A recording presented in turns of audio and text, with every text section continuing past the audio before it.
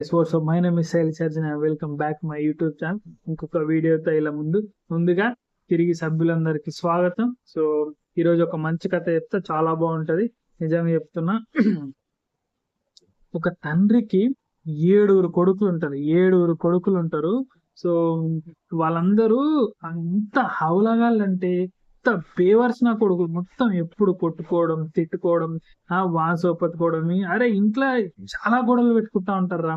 అయితే వాళ్ళ తండ్రి వాళ్ళని మార్చాలని చాలా రకాలుగా ప్రయత్నిస్తాడు.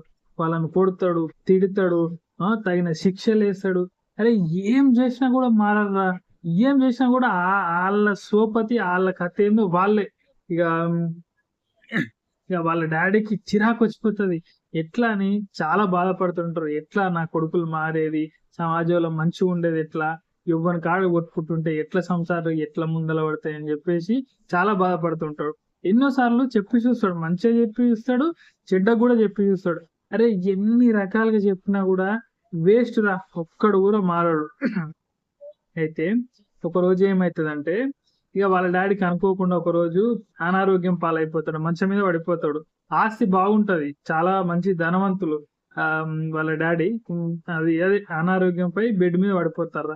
అయితే ఇక చివరి ప్రయత్నంగా కొడుకులందరిని పిలిచేసి ఏమంటాడంటరా, నాయనలారా ఇక్కడ రాండి, నాకు ఇప్పుడు ఆరోగ్యం బాగాలేదు, నెత్తికి ఒక కట్టె తీసుకొని రాపోయి నా దగ్గరికి అని చెప్తాడు.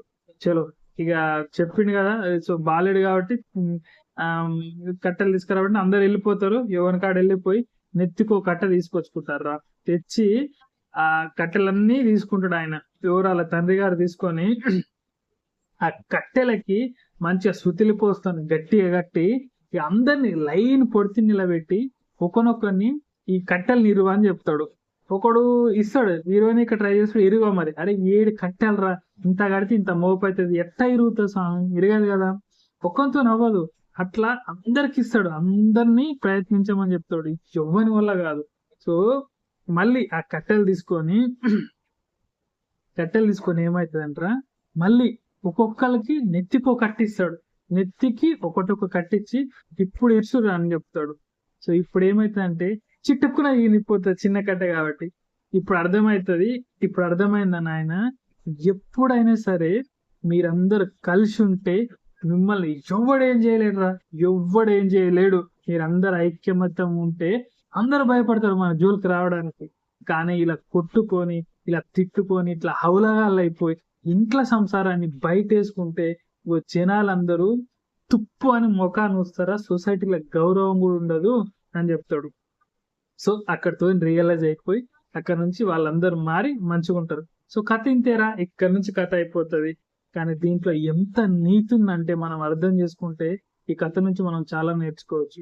ఎట్లా అంటారా, ఎప్పుడైనా సరే ఎక్కడైనా సరే ఫ్యామిలీలో కానీ, రిలేషన్లో కానీ, ఫ్రెండ్స్లో కానీ, సొసైటీలో కానీ ఐక్యమత్యంగా ఉండండి. ఐక్యమత్యంగా ఉంటే పప్పుడు మన జోలికి రావడానికే పోసుకుంటాడు.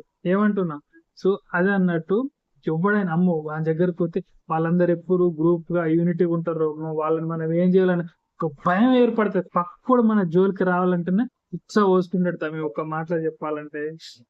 సో ఇది అన్నట్టు నేనేమంటానంటే అందరం ఐక్యమత్యంగా ఉండేసి దేశాన్ని బాగు చేద్దాం. అర్థమైంది అనుకుంటా.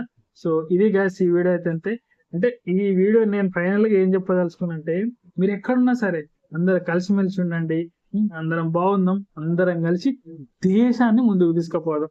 ఇది వీడియో. సో ఇంకొక వీడియోతో మళ్ళీ కలుద్దాం. అంతే ఫ్రెండ్స్, బాయ్ ఉంటా. Let's go, bye.